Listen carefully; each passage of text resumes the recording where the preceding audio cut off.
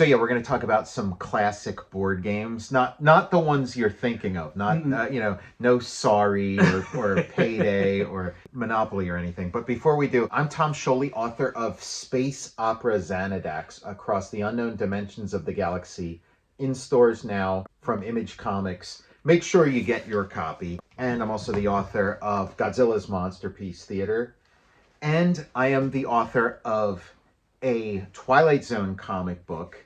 I just finished it just less than a week ago. I finished it. I'm really proud of it. I think I cracked it. I think I cracked the code, figured out how to make a new Twilight Zone story. So that's going to be issue 2 of IDW's Twilight Zone series. It's currently being solicited. So ask your local comics retailer to set aside a copy for you. Congrats, Tom. Thanks, Matt. I'm Matt Zeoli. I wanted to show you some games, some board games I picked up recently. Now, this one I could not pass up, and I figured, you'd probably be interested in this too. Welcome Back, Kotter, Up Your Nose with a Rubber Hose. I'm so jealous. Board game. You land on a certain spot and you turn into Groucho Marx. Welcome Back, Kotter, the home game. So check this out. It's like what? It's like a little map of the classroom. It kind of reminds me of that game Mikey that we talked about, that arcade game. It's the analog version. Yeah, and it is funny, like the thing they sort of zoom in on, because it's Welcome Back, Kotter. There's a million catchphrases and stuff, and the thing they zoom in on is Up Your Nose with a Rubber Hose, which I'm not exactly sure what that means. Since we were watching it recently, they really did capture the filthiness, the grime, of this class. Yeah, that would be like the difference between the 80s, the 70s, and the 80s. Like no 80s sitcom. It was the space that it was in as disgusting as the Sweat Hogs. Even Taxi. I mean, I think Taxi started in the 70s, so I guess that's not, like Taxi. I think ran into the 80s, but started in the 70s. Like even the garage where all the cars are coming in and out of. In Taxi wasn't as filthy as the Welcome Back, Kotter set. The paint splattered bell bottoms. But yeah, and you got a little picture of Mr. Woodman in the corner, the villain, and then Gabe Kaplan, Mr. Kotter. I didn't bring it with me, but I recently got the Welcome Back, Kotter comic book. I mean, I've read a couple issues of the Welcome Back, Kotter comic when I was a kid, but I haven't seen them in years. I picked up a couple copies of like coverless ones that you can get them for like less than $1. And the writing's actually pretty good. Like it does capture the one issue that I read yesterday. It was kind of a good concept. Like would have made a great episode, or like a between seasons movie. You know how shows would sometimes do that with like a film stock. But it's where all the Sweat Hogs become camp counselors. Holy shit, dude! Oh god, this is like that's a fever dream. Yeah, like doesn't that sound so great? Like how did that not happen? Like the writing's it's actually pretty funny, and the characters feel pretty spot on, and then the drawing's funny too, because like the way they draw Barbarino, he's got no room for like a brain. Like it's kind of like his eyebrows are at the very top of his head, and he's just like all hair. Like he's all hair, mouth, jaw, and then like no brain. Look, there's the man himself, John Travolta, Barbarino, and yeah, they go in these little or shag. There's 2 other pieces to occupy his hair. You have to move 3 pieces around. Yeah, it's true. Yeah. This game is in the Helmet Hair Hall of Fame. Yeah, we're gonna have to play it at some point. I gotta like look through the rules and figure it out. But yeah, there's Gabe in sort of like a night vision mode. Gabe fighting the Predator. Yeah, this would be like we did that episode with like the Sweat Hogs versus Alien. So this is Kotter versus Predator. We're Apone's watching them on the monitor. Getting this game out reminded me of when I was a kid. We had Welcome Back, Kotter candy. What? And I was trying. I'm like, that couldn't have been. That couldn't. But but I remembered it, and it said it had like a wall, like a grimy wall, and in graffiti it said "up your nose with a rubber hose." And so I looked it up, and it is real. Like it really did exist. So it's not a false memory. I do remember us getting Welcome Back, Kotter candy. But the thing is, like, the dates don't line up. Like, because the candy's from 1976. And, the show it probably went off the air like by 1980 or something. I feel like we had the candy well into the 80s. Like it might have been like 85, 84 wow. when we had the So I was wondering, like, there was this store near my grandmother's house. She had a house at the shore, and there was this old like 5 and 10, like a 5 and 10 or whatever. It was called Clem's. And at Clem's, they would have stuff on the shelf that was like decades old. Like the toy section would have like toys from like when my dad was a kid, still there, like not as like a retro thing, but just they never sold and they never replaced them. I think they had some Welcome Back, Kotter candy sitting there that was maybe close to 10 years old by the time we bought it. But we didn't think anything of it because, like, Welcome Back, Kotter was still on like reruns and stuff. You're speaking my language, Tom. Yeah. That, like, it's hard to find these now, but like, I don't know, there'd be like a mom and pop Hallmark. Yeah. And they would have cups there and like cards from like time. They never replenish their stock. Yeah. It's hard to kind of find those places now. There was a newsstand in Pittsburgh that just closed maybe like 7 or 8 years ago. And you'd go in there and they'd have that there too. So you could find like Masters of the Universe coloring books and puzzles that had been there forever. You could find Toxic Avenger trading cards. Like it was all this kind of great stuff that was just there. It's cover price. It hadn't gone up or gone down. It was just there, like whatever that little price is on there. There was a place in called World of Values, Wow Outlets, and that's where I would find like I didn't buy them. I should have gotten them. It was the Vanilla Ice notebooks and folders and Milli Vanilli folders. Mm-hmm. I should have scooped them all up. Yeah, that's how I felt about Clem's, because Clem's only closed like in the 2000s.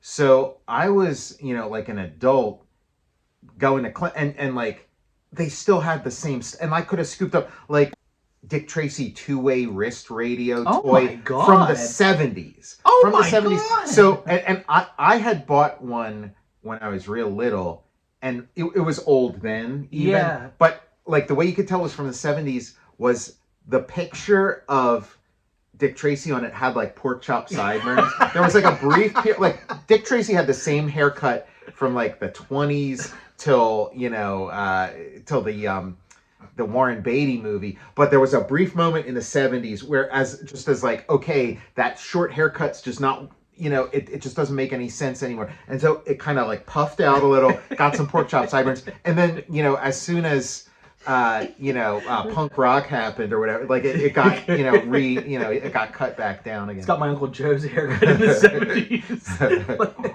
But yeah, like that's the dream, Tom. They're not overcharging. You're just going into like some place beyond time. Yeah, time warp. It is always magical, and you're right. Those things are becoming less so. This one is which one of you sweat hogs stole the blackboard? The more I learn about that show, just as part of the research that we do for doing our show, because we have so much Kaplan content and Kotter content, that show, it's not like it was just some show and then they hired Gabe Kaplan to play the teacher, but that it's like he basically created the concept of the show. Like it was like his stand-up. He would talk about the sweat hugs. He would talk about his high school experiences and it was like they sort of adapted that into a TV show. So he really is kind of like the driving creative force. There's a story out there. I think there's been some articles on it, but when Tarantino met with John Travolta for Pulp Fiction,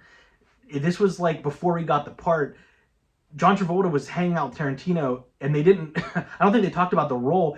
Tarantino just wanted to play the Welcome Back Kotter board game with Travolta, and he played like I think there was like 2 other board games featuring Travolta. I don't know if that could be. Maybe it was a like Saturday night Grease, a Grease board game. I think that was the Grease board game. So they just played his own board game. How about a blowout board game? Holy shit, that would be amazing. That you have to move around the board and avoid like John Lithgow from garroting you. Like yeah. There's like a little like string that it comes with, so you can like reenact that. No, that is interesting because he's a board game aficionado, and like especially board games that are like media adaptations. So yeah, I could imagine that would have been like his ultimate fan. It's like, okay, there's no way I'm gonna get John Travolta to agree to be in my weird little movie, but at the very least I'll get to play up your nose with a rubber hose. John Travolta's like, he pulled out these board games, like Tarantino owns this board game. I wonder if when Tom Wopat was in Django, if he made him play the Dukes of Hazzard board game with them.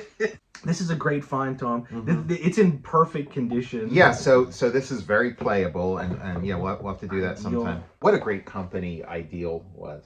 Awesome. So the next one's kind of along similar lines and kind of speaking of Dukes of Hazzard or whatever, but we got the Knight Rider board game. Yes. Which again, I didn't know this existed. And me neither. When I was a kid, I would have been all over this. I mean, first of all, look at that great painting. This looks like the painting that would be on like the Knight Rider Atari cartridge or something.